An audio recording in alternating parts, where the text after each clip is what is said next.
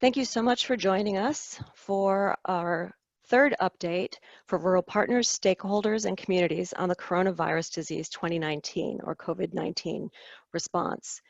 Good afternoon or good morning, and thank you for joining us. My name is Diane Hall, and I am a senior scientist in CDC's Director's Policy and Strategy Office.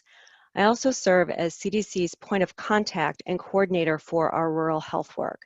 And as of this past Monday, I am currently embedded with CDC's COVID-19 response, along with my colleague Scott Miller, so we can ensure that rural is officially part of our response efforts.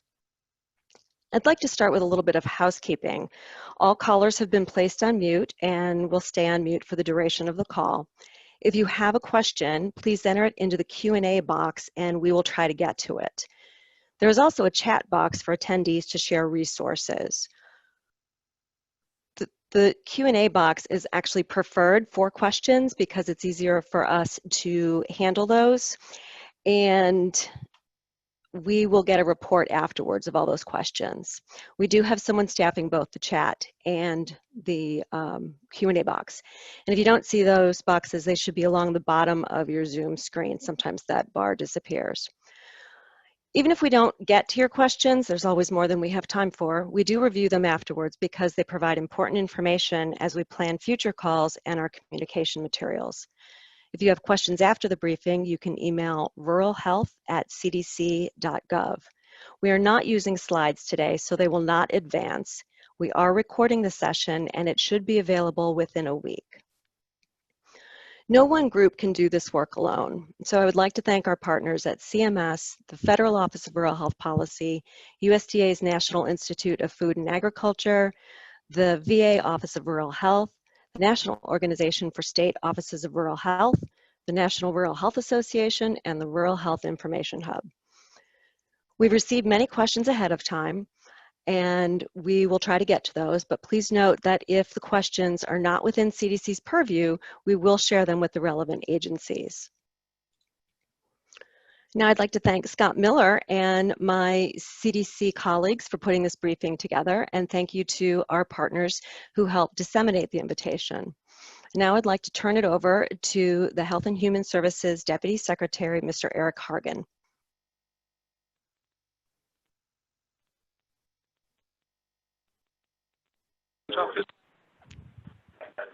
Hi, Diane. This is Ken Callahan with Deputy Secretary Hargan's office. He's going to be on in about 10 seconds. Thank you very much. Thank you.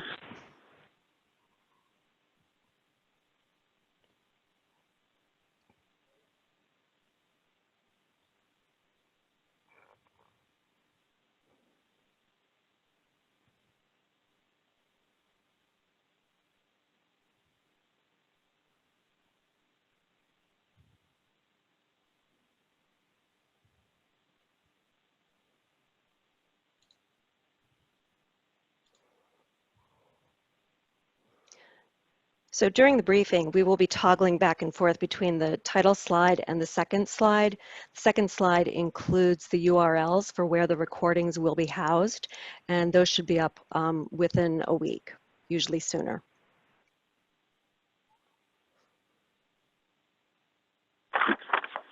Hello, everyone, and thank you so much for joining our CDC and HHS team for this call today. As I mentioned in a previous rural briefing a couple of weeks ago, I'm glad to connect with so many of you who care about rural America and are working hard on responding to the COVID-19 pandemic in our rural communities. Improving rural health care, tackling what is really a crisis in rural health, has been a priority for the Trump administration from the beginning, and I want you to know that it remains top of mind during this crisis. That includes how we think through all aspects of our response, from public health work led by CDC and state and local health departments, to financing care for COVID-19 patients, to ensuring access to treatments for the virus. As the President and Vice President have said, it's going to take a whole of government, all of America approach to defeat this virus, and that means close cooperation among every level of American government and American society. This kind of cooperation is going to grow even more important as the situation evolves and as states move towards safely reopening their economies. As Dr. Birx and all of our administration leaders have emphasized, that is going to look different for different states and for different communities within those states as well. It will require religiously following the data to guide our policies. As many of you know, the CDC has continued to churn out recommendations for how state and local governments, businesses, and families and individuals can keep safe. That also includes addressing very specific challenges that affect rural communities, like outbreaks of the virus in meat processing plants, a situation where the CDC is working to assist. Dr. Butlers and others can have more for you on that topic. As American communities move towards reopening, we will have the CDC ready to work with state and local governments. Our doors are always open for discussions on all kinds of assistance, such as how to maximize use of testing capacity and address supply chain shortages. Leaders across the Trump administration, including myself, have had a very fruitful dialogue with many governors on these topics, and will continue that going forward. I want to focus briefly on resources for providers, because we announced 5 major steps forward today on the use of the $100 billion for providers that Congress appropriated in the CARES Act. First, we announced new details on the program we're launching to cover the uninsured, and then we announced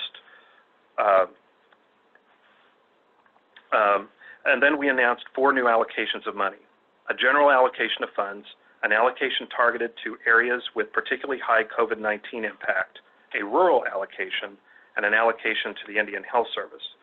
Our goal in all these decisions is to get this money out the door as quickly as possible while targeting it to those suffering the most from the pandemic.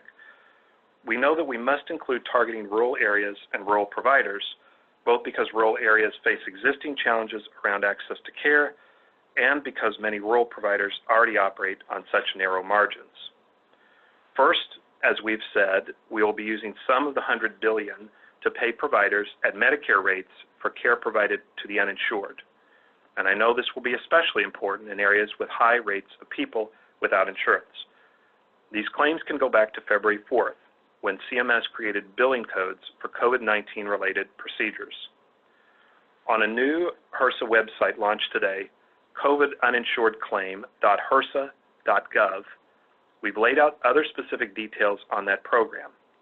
Billing can begin in May. Second, we announced a new general allocation to all providers, which is $20 billion in new money to healthcare providers, on top of the $30 billion we sent out over the past couple of weeks. That totals $50 billion in general distributions to facilities and providers impacted by COVID-19, allocated on the basis of providers' 2018 revenue. We put out the first $30 billion based on Medicare fee-for-service revenue. Now, the $20 billion will be allocated so that providers' share, the whole $50 billion, is based on the net patient revenue they received from all sources in 2018. Third, we announced a second targeted allocation. We announced a targeted allocation of $10 billion for hospitals in areas with high impact from COVID-19. Hospitals have received an email from HHS directing them to apply for this money by providing 4 simple pieces of information by midnight Pacific time, April 23rd. And this authentication and data sharing process should take less than 5 minutes, we believe, using a system that will be familiar to most hospitals. To that data, we'll add data on hospitals' DSH payments to help address areas with greatest financial need, including rural areas, and the disproportionate burden of the virus on minority communities. We will make the formula based on this data public, and the money will then be sent without providers having to do anything more. Fourth, we announced a rural allocation, $10 billion for rural hospitals and health centers. This money will be distributed as early as next week based on a facility's operating expenses. It will go to the approximately 2,000 rural hospitals across the country, including their 1,100 affiliated rural health clinics, and to the more than 1,300 freestanding rural health clinics. This $10 billion comes on top of other support we provided for rural providers. For instance, today, HRSA is putting out $165 million in funding for rural hospitals and telehealth resource centers, which will help these providers make best use of the telehealth flexibilities we've offered. In just about a month and a half, I think we've seen about 7 or 8 years worth of progress on telehealth. really a revolution provoked by necessity.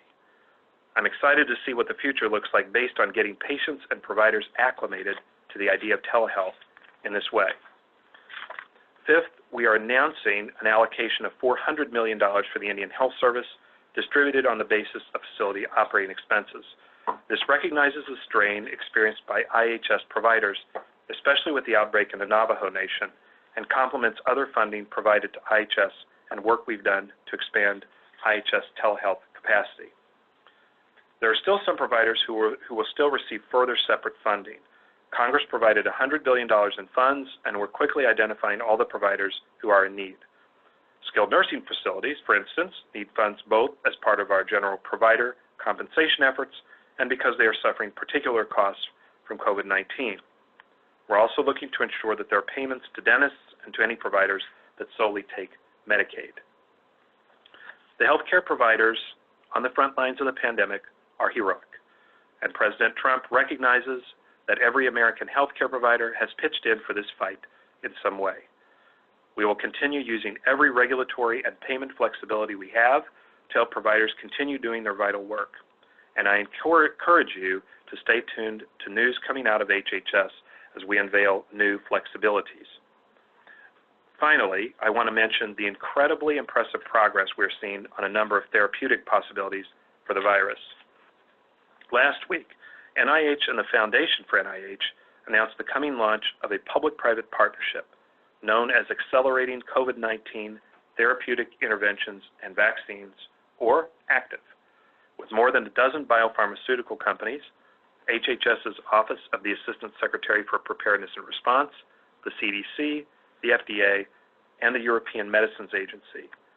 The ACTIV partnership will develop a national strategy for a coordinated research response to the COVID-19 pandemic so that we're moving as quickly as possible on the most promising candidates. That includes steps like the creation of a single control arm to reduce the cost of doing clinical trials. I'll mention one area of potential therapeutics where individual patients can pitch in: the use and development of convalescent plasma, the antibody-rich blood product made from blood donated by people who have recovered from the virus. We now have more than 1,600 locations signed up around the country to provide this therapy. People who have fully recovered from COVID-19 for at least 2 weeks can contact their local blood or plasma collection center to make such a donation. One donation, as some of you may know, has the potential to help up to 4 patients. We're undertaking a major push today to boost these donations from Americans who recovered from COVID-19 in partnership with organizations like the American Red Cross. I encourage all of you to promote through your channels and your organizations. The Red Cross has set up a page for interested donors at redcross.org/plasma4COVID, and that's the number 4. And we are using a hashtag this afternoon, #DonateCOVIDPlasma, to direct people to FDA's website with more information on this topic. The COVID-19 pandemic is one of the most serious public health threats our country has ever faced, but the promising possibilities I just discussed are just the latest reason to have hope in this fight. Another reason I have for hope is the incredible resilience I hear about from frontline healthcare providers and public health workers across America, like many of you and your colleagues. So thank you for incredibly hard work and keep it up. We're making progress every day. With that, I'm now happy to take some questions, and you'll then hear from Dr. Butler later in this call. Thank you so much, Deputy Secretary. We really appreciate that information. There were a couple of questions that came in asking for some additional clarification around some of the funding announcements you made. So of the money for testing, is there a percentage that can be used to support contact tracing, staffing, and training? So with the, you mean of the HRSA money, the $165 million? Let me scroll back up.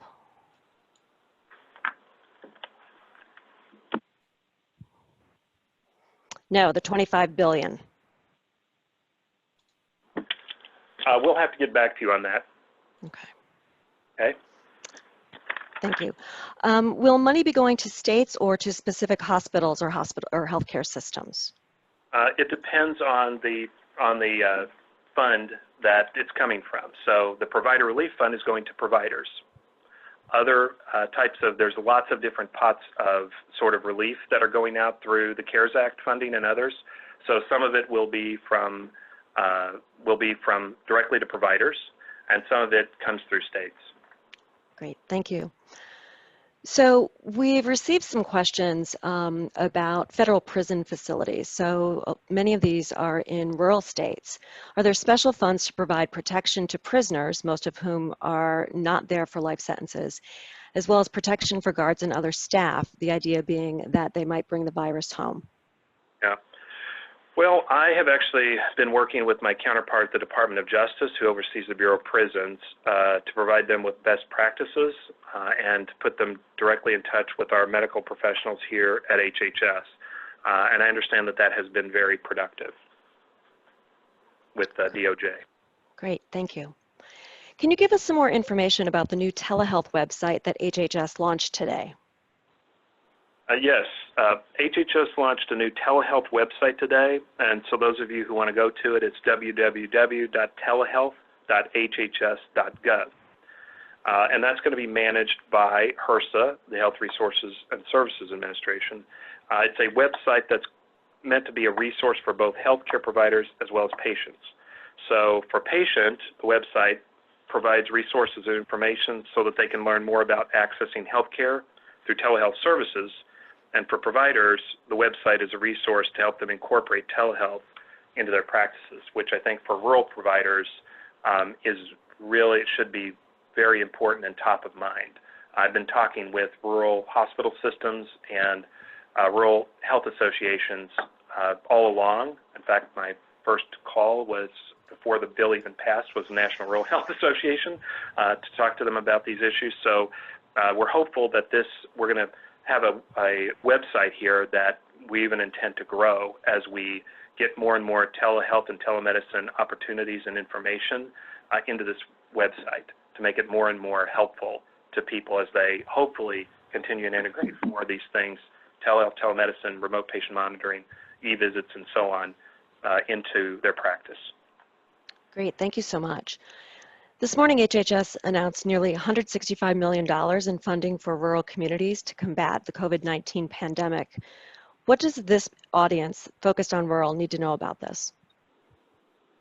Well, the investments will support the almost 1,800 small rural hospitals, and it provides additional funding to the telehealth resource centers that HRSA funds. There are 14 of those.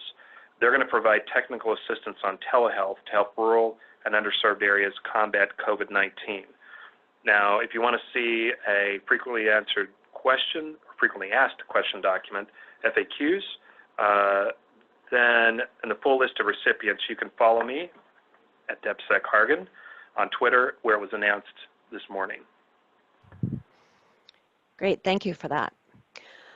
This is a two-pronged question. Were rural providers included in the first $30 billion that HHS distributed the other week? And what can we expect for the next $70 billion that HHS will be distributing out of the provider fund from the CARES Act? Yep. So, yeah, if rural providers were fee-for-service providers, then they receive funding. So that's the first step. So if they were fee-for-service providers, they receive funding. And that methodology was, as I may have mentioned, was done in-house because we have the fee-for-service data here at HHS, and we knew about the need for speed, is what we heard very clearly from Congress and all of the provider community. We had the data on hand, so we got it out quickly. In fact, less than 2 weeks from the time the bill passed. Now, the remainder $70 billion, you've heard just now about several of those tranches of money that are going to come out. $20 billion of another general distribution that's meant to equalize based on revenue. So it should hit those who have, very Medicaid heavy, those who are Medicare Advantage heavy. In other words, those who got money not necessarily based on fee-for-service data. So that's one. The uninsured tranche is another hotspot, not necessarily applicable so much to rural settings, but it can. Hotspot money, and then of course rural tranche itself. So that's going to count for $50 billion of the remaining $70 billion that we have to distribute out of the CARES Act. And for that, you'll be happy to know I have heard from many of your representatives and senators, Senator Sullivan and Murkowski from Alaska, Senator Manchin from West Virginia, Udall from New York, Congressman Gallagher from Wisconsin, Congresswoman Stefanik from New York, Governor Abbott, Texas, Governor DeSantis from Florida, Governor Kemp from Georgia, the NRHA, and others who all advocated for and made sure we knew that rural providers need support. And as I mentioned in my speech, we are happy to announce that $10 billion will be dedicated to rural health clinics and rural providers. This money we anticipate will be distributed next week on the basis of operating expenses using a methodology that distributes payments proportionately to each facility and clinic. Great, thank you. CMS made an announcement about how providers can safely resume elective procedures. What should rural providers know about this?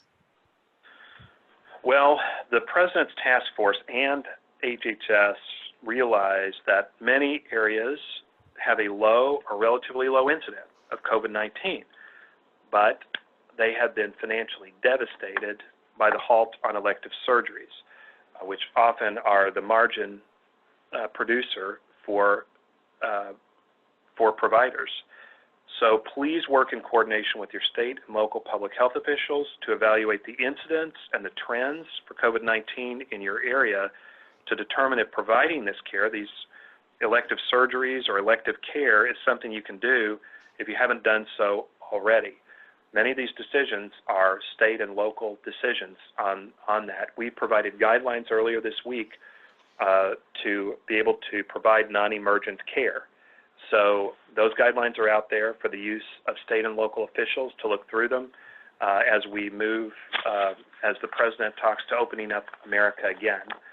To provide those guidelines here at the federal level that state and local leaders, county leaders, mayors, and governors can use in deciding whether or not to relax those restrictions that they had on businesses and on social activities and what have you, and frankly, surgeries and other procedures. So I would say that's an area, take a look at the guidelines and work with your state and local officials and pay attention, obviously, to where the cases are going, the outbreaks are going, to see whether or not it's time to start opening those up.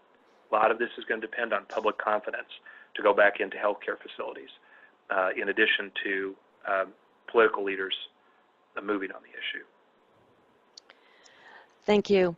This is definitely an unprecedented time, and you've talked about a whole of government approach. Can you just talk a little bit, maybe provide an example of how different parts of the federal government is coordinating their efforts and if there's a focus on rural? So we have, I think, stood out on a number of different areas. We have, so to give you kind of a broad overview here at HHS, we have a number of agencies working on different aspects of this. So everybody from CDC, which, as you know, does data surveillance, the public health guidelines for an innumerable array of different elements, tracking, surveillance, analyzing the data, and keeping up to date on that. Dr. Butler can go through more of that. To FDA, which works with private industry on diagnostic tests, new diagnostic tests, therapies, if somebody's infected, and vaccines, among other things. NIH, which does research, a lot of the basic research and funds a lot of the basic research on things like new vaccines for COVID-19, to ASPR, our Preparedness and Response Agency that procures things for the Strategic National Stockpile and works with states to get those supplies out as quickly as possible, on into CMS, which, as you've seen, has relaxed a lot of the telehealth and telemedicine restrictions that they have historically enforced, and which is a great thing, and has worked to kind of help with some of the regulatory flexibilities and payment structures there. And then, of course, HRSA, which has the Office of Rural Health Policy and has stood out on a lot of these issues, both from the fact that they're administering the Provider Relief Fund, is out of HRSA as a grant-making body, and it's a grant program, and on through all the rural initiatives like the ones announced today. They're administering telehealth.hhs.gov.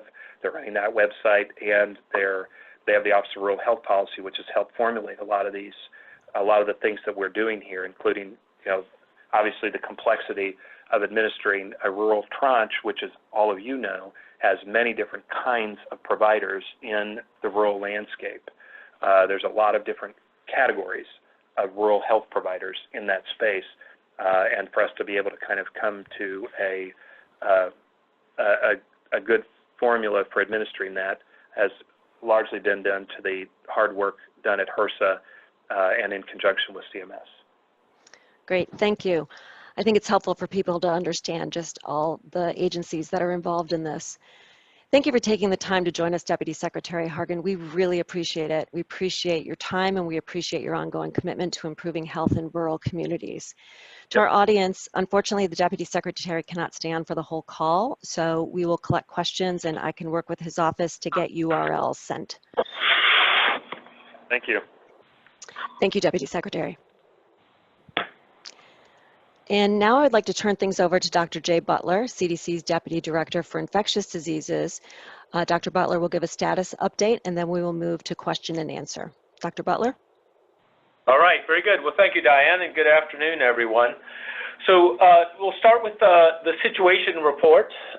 We continue to see an increasing number. We see new cases every day, but there is some good news in that the rate of increase has continued to decline over the past week nationally. There are over 750,000 laboratory-confirmed cases now. The increase in the past day was 3%, which is one of the lowest levels so far. Unfortunately, over 43,000 people are known to have lost their lives to COVID-19 thus far.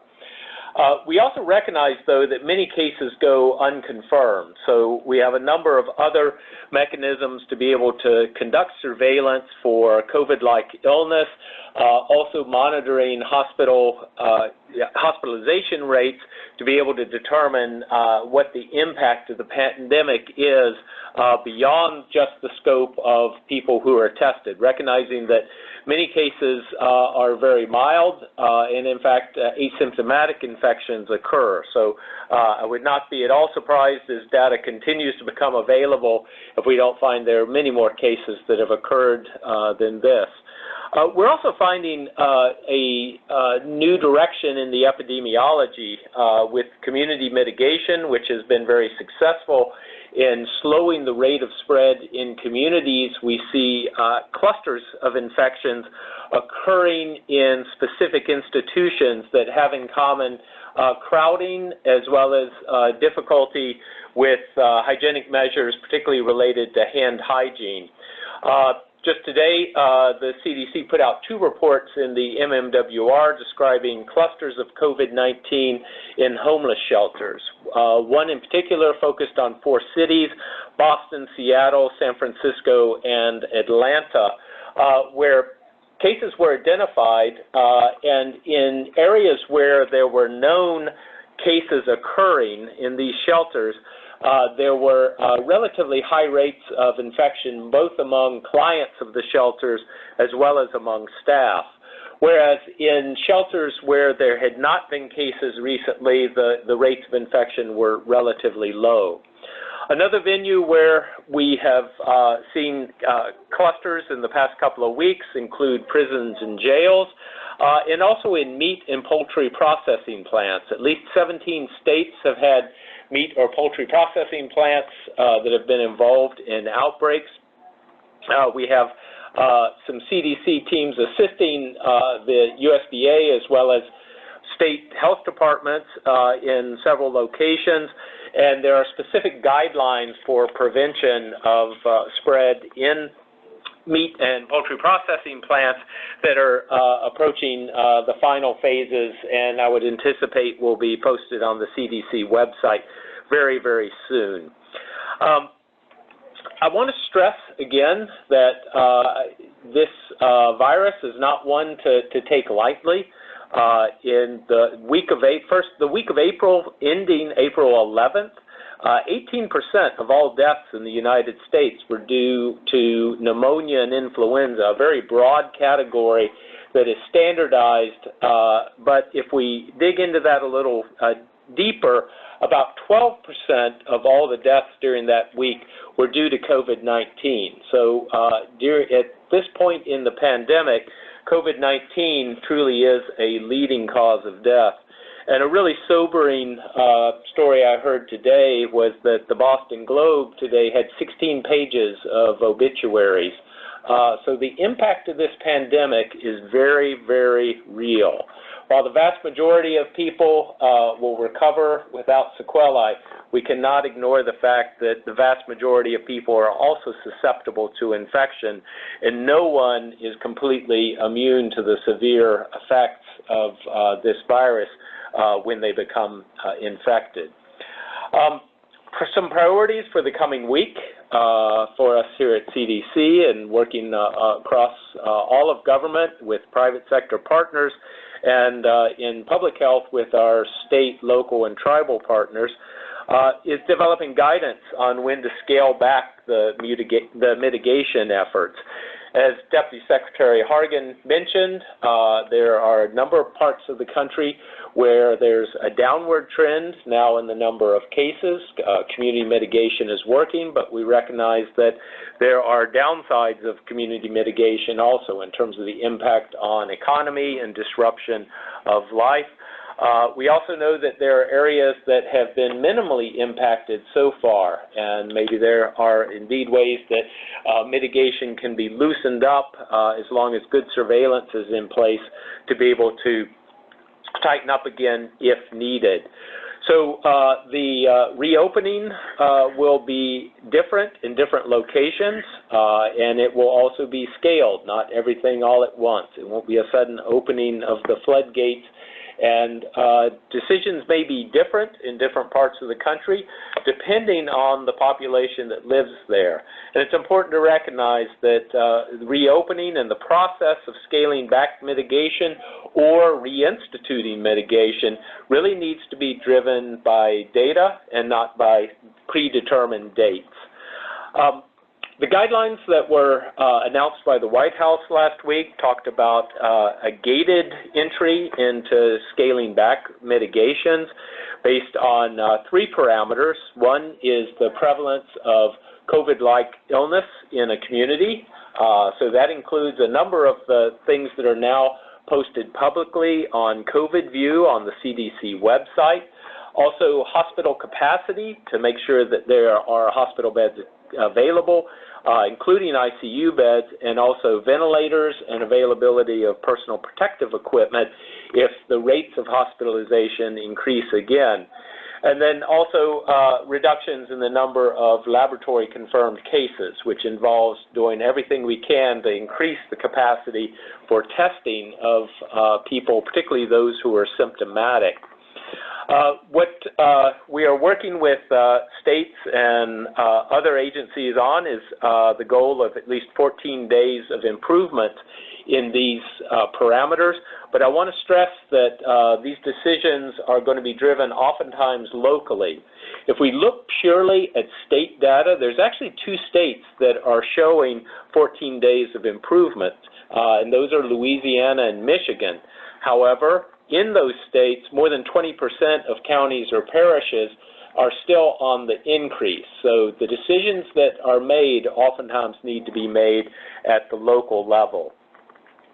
Another issue that has become apparent over the past couple of weeks is how certain populations are disproportionately impacted by COVID-19.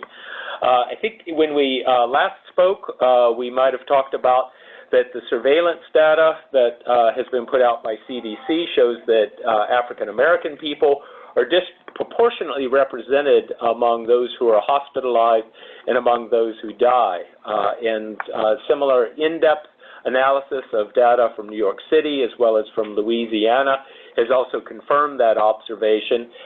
Here in Georgia, there's been an in-depth analysis of people who are hospitalized, and there'll be additional information coming out in an MMWR report very soon.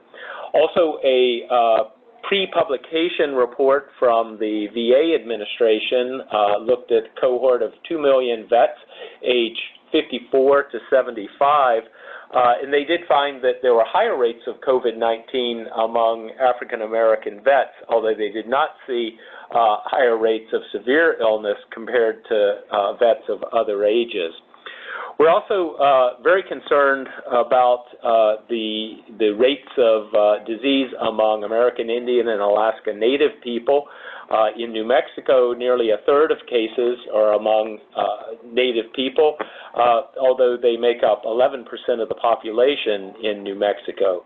And I just want to give a particular shout out to providers in the tribal health systems around the country, as well as the Indian Health Service, and also thank the Navajo Nation in their great collaboration and inviting CDC to assist in the response there in New Mexico.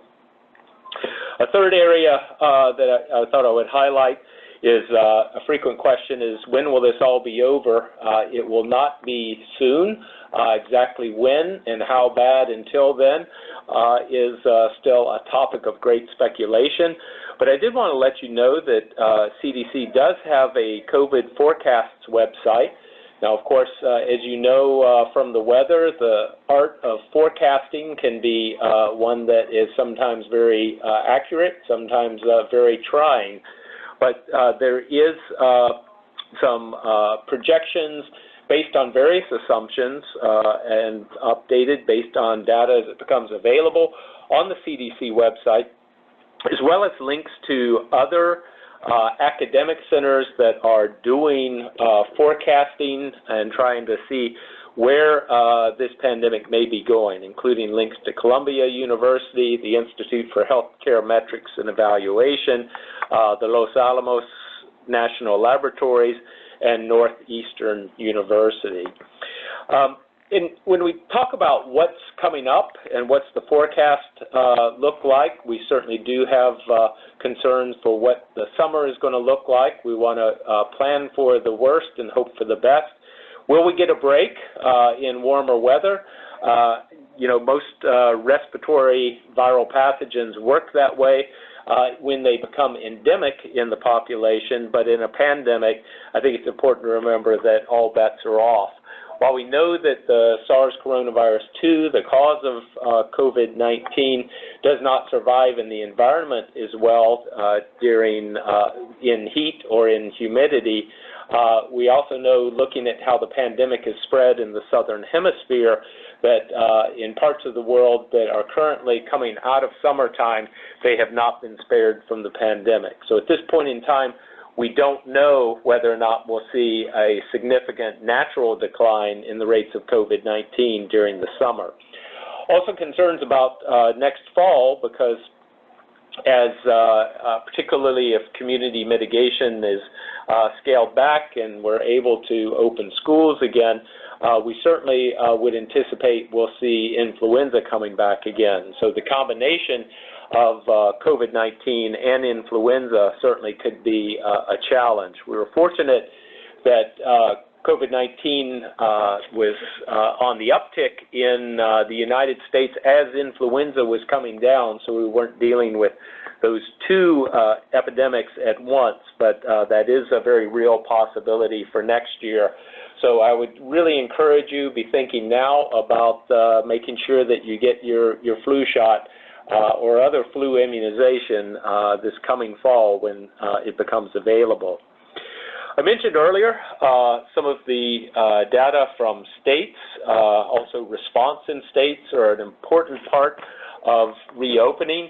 So CDC is in the process of contacting all states as well as big city health departments and the larger tribal health departments to talk about what staffing needs they have and to be able to put together COVID response corps to be able to provide boots on the ground, support the responses locally.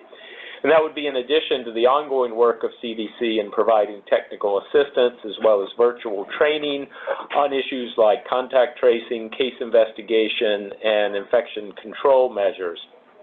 Also supporting these outbreak investigations in congregate settings, such as long-term care facilities, I've mentioned the meat packing plants already, but also in homeless shelters. Best practices for prevention and control based on the most recent knowledge of COVID-19 epidemiology. It's amazing to think we're talking about a virus that we didn't even know existed only 5 months ago, and the genetic data suggests it didn't exist 6 months ago. So we are all greatly humbled by the power of nature, as well as what we are able to learn as we move forward in this response. Also working with states to evaluate digital platforms to be able to support large-scale contact tracing and supporting health communications to get good, sound messages out to people to be able to protect themselves, and supporting data analytic tools and reports. And finally, getting guidance documents for different settings out through Cdc.gov/COVID-19. As Deputy Secretary Hargan mentioned, we've been churning those out. I think this week we passed the 1,000 document mark in terms of the number of guidelines that are available on the CDC website. Just a few other updates. Everybody wants to know about diagnostics and testing. I think on an earlier call, I stressed the importance of not only being able to increase the availability of some of our current technology to be able to diagnose acute COVID-19, which is based primarily on either polymerase chain reaction or other nucleic acid tests. I mentioned that ultimately we really hope that there would also be antigen detection tests, things that could be pushed as far out into the healthcare system as possible. It would be fabulous to have a test that could be done by a community health aide in Savunga, Alaska. That is not something that we have right now, but I'm hopeful in that the National Institutes of Health just received $1 billion as part of some of the funding that the Deputy Secretary was discussing about to develop rapid point-of-use tests. Also, one other news item on diagnostics, Labcorp received emergency use authorization from the FDA for home collection testing, which would mean that a swab is provided, could be collected with a swab of the nose at home, and then mailed in for analysis and results. Initially, my understanding is that's only going to be available to healthcare workers and first responders, and will require that it be requested by a physician. I cannot address whether or not that will be covered by various third-party payers, but the cost of the test is $119 is my understanding. Also, there are a few states where home testing of any infectious disease is currently not allowed: Maryland, New Jersey, New York, and Rhode Island. The Deputy Secretary also talked about advances in treatment. I just wanted to call attention to the fact that the NIH, with input from CDC, has issued treatment guidelines. They do reiterate that currently there are no proven specific therapies. It's also important to note that the FDA has received a number of reports of potentially dangerous EKG changes in people who are receiving hydroxychloroquine and azithromycin together at the same time, both being drugs that are known to affect electrical conduction of the heart.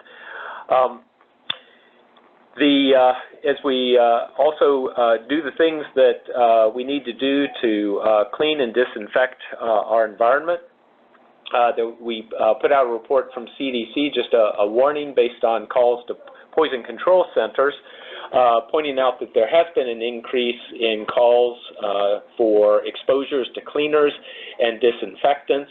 The greatest proportion of those increases are among older children and adults.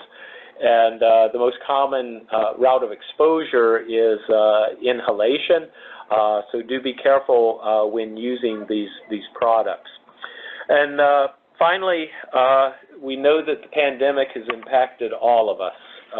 None of us have escaped it. Maybe one of the measures for that, an example of how we're using all kinds of data to assess the impact of the pandemic. There was an analysis to look at Google searches, and if you start with how to and then filling in the blank, comparing what was happening during the first week of April in 2019 to 2020. In 2019, only 1 year ago, the #1 search was how to train your dragon, whereas in 2020, it was how to make a mask with fabric. The second was how to make hand sanitizer. Also on the top 10 list were how to boil eggs and how to make French toast, and maybe that reflects the fact that some people who don't normally stay at home are now learning home ec online to be able to take care of themselves. Unfortunately, how to file for unemployment was also a very popular scan, as was how to cut your own hair, and how to change the background on Zoom, which shows, again, how we've adapted to the need to be socially distanced during this time.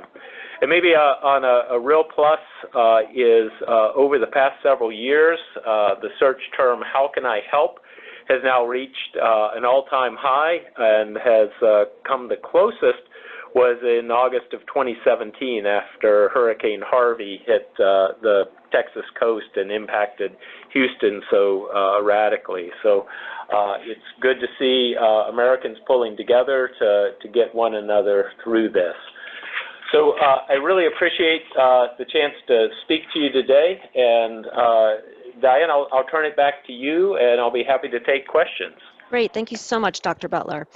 In looking at the chat and the Q&A window, I'm seeing a lot of questions about treatment, and you mentioned the work that came out of NIH that CDC helped with. There's some additional questions about use of medications that are typically used to treat blood pressure, use of ibuprofen. Do you have any information you can share about that? Yeah, I sure can, and I'm sure I could talk for our remaining 12 minutes, so I'm going to focus right in on that second half of the question, and if there's more specific aspects we can get into, I'm happy to do that. So one of the issues about the roles of antihypertensive drugs is actually a very sophisticated question. We know that this coronavirus binds to the angiotensin-converting enzyme type 2 receptor, which is located throughout the respiratory tract. Angiotensin-converting enzyme is also an important component of high blood pressure, and that is used as a way to treat high blood pressure using either angiotensin receptor blockers or angiotensin-converting enzyme inhibitors. So it's raised the question of whether or not these drugs could potentially be used for treatment, or potentially whether or not they could make matters worse because people who are on blockers, sometimes the body compensates by increasing the number of angiotensin-converting enzyme, or ACE, receptors.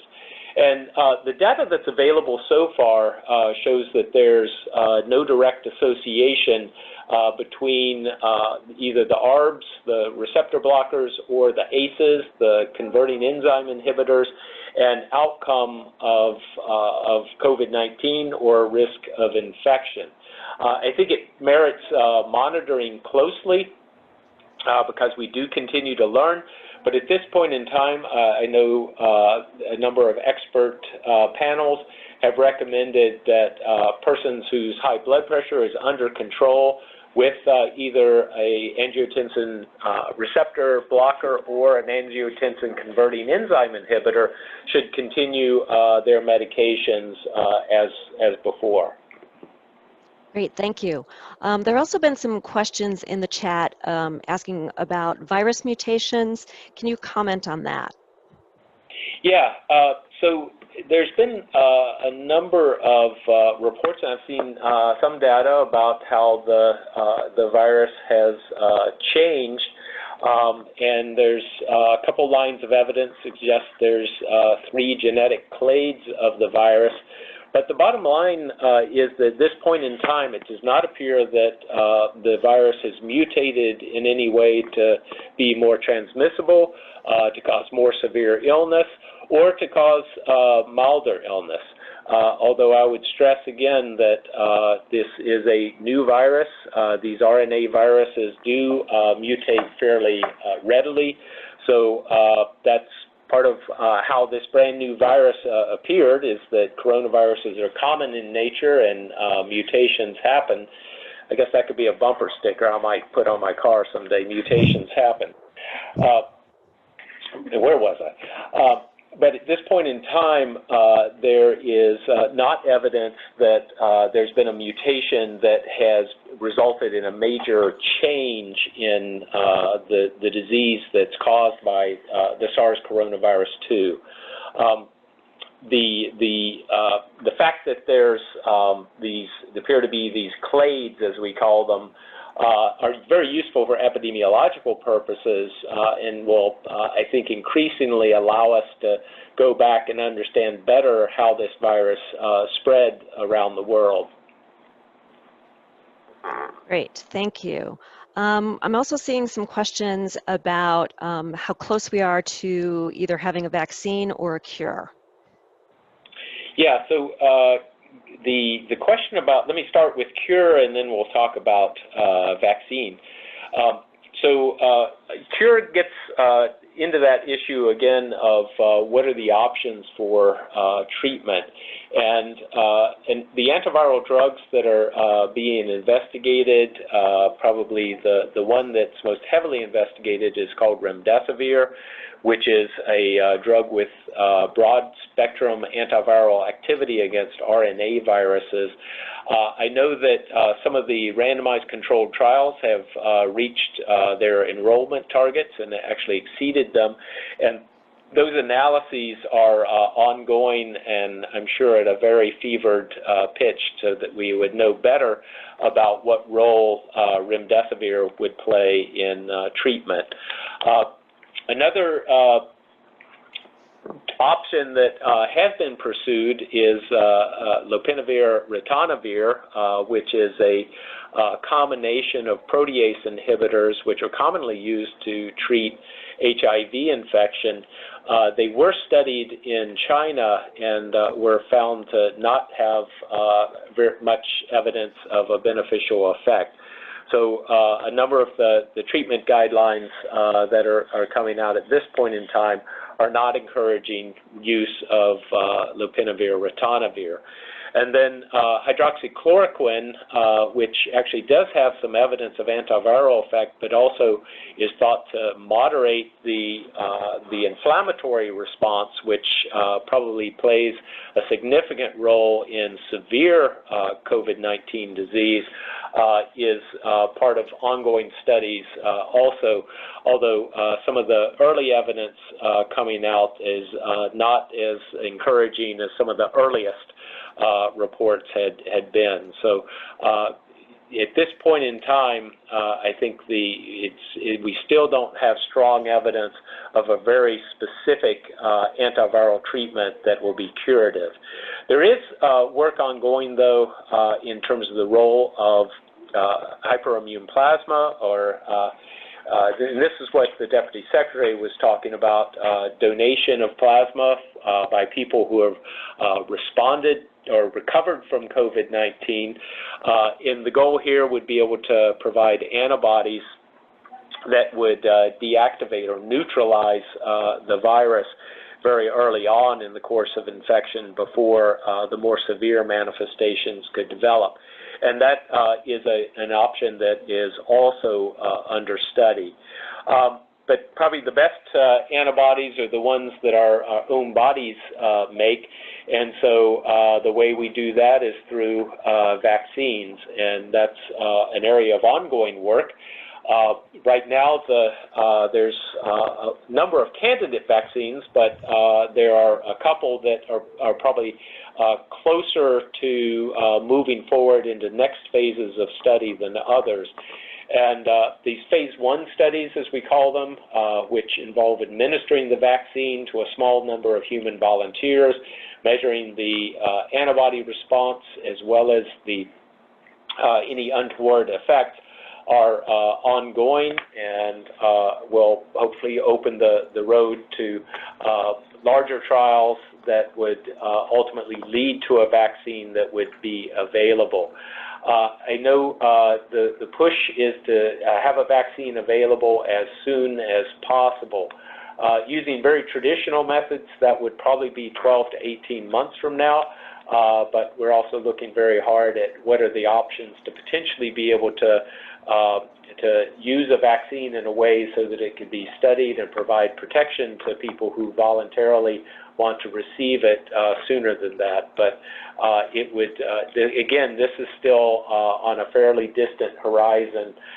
No, certainly not something that's going to be available in the next few months. Thank you. We're getting near time. There's one question that came through that's related to what you were just talking about. Are we presuming that people who have recovered are safe from reinfection? Oh, that's such a good question. So I think at this point in time, it would be not a presumption, but an assumption that people who've recovered are immune. And it's not unreasonable. It's certainly plausible. We know that many types of viral infections do impart immunity. Some are lifelong, such as things like measles. Others are more transient. If you've ever had norovirus infection, also known as the dark angel of projectile vomiting, you know that you can get it again later on in life, most unpleasant.